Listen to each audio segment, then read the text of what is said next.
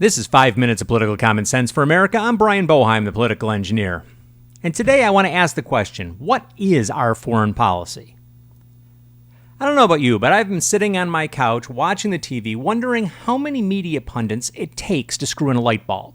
They're all talking about our foreign policy. What are these people talking about? Our foreign policy is very clear. There's no discussion, there's no argument. Our foreign policy has nothing to do with logic or common sense. What we are told is all propaganda, and until we start electing people who we can trust, we will continue to receive equal amounts of bullcrap and hyperbole on a regular basis. Let's start with Afghanistan. We initially went to Afghanistan with the sole purpose of finding bin Laden and extricating him, right? At least that's what we were told.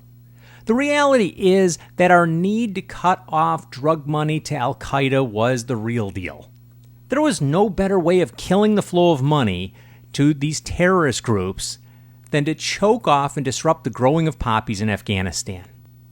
Now, let's move to Iraq.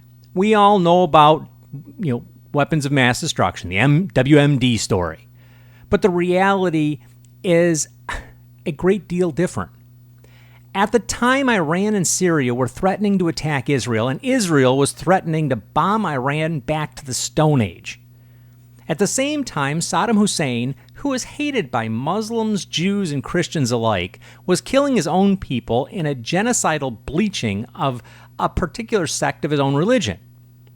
We wanted boots in the sand in the Middle East to prevent World War III, and we did it by extricating a sociopath. Now, did we manage the rebuilding of Iraq very well? No, not really. Was there poor planning and lousy expectation setting? You bet. Was this all about oil? Are you kidding me? What oil? We don't import any oil from Iraq. We never really did.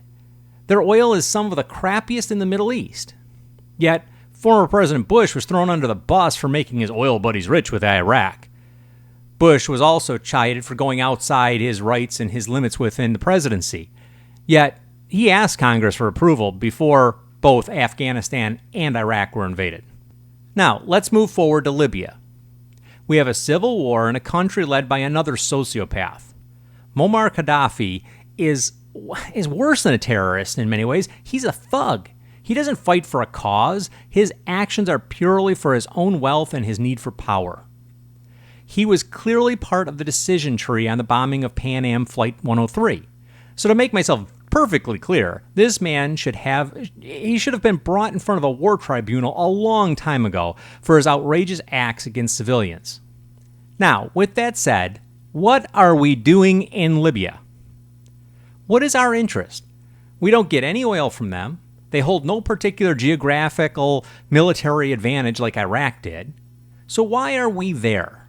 Don't give me the humanitarian bull. If that was the case, then we should have been in Darfur, we should be in Bahrain, we should have been in Tiananmen Square, and any number of other places where people are taken into the streets regularly and shot for speaking their mind. This is about oil, but not for us. We're fighting this battle for France, Great Britain, and Germany, who import a great deal of their oil from Libya and need that government stabilized. Now, should we have created a no-fly zone? Yes. We should never allow a leader to bomb civilians. But the rest of this is none of our business. We shouldn't be trying to manipulate this particular civil war. If the people of Libya want to fight tanks with pitchforks, then so be it.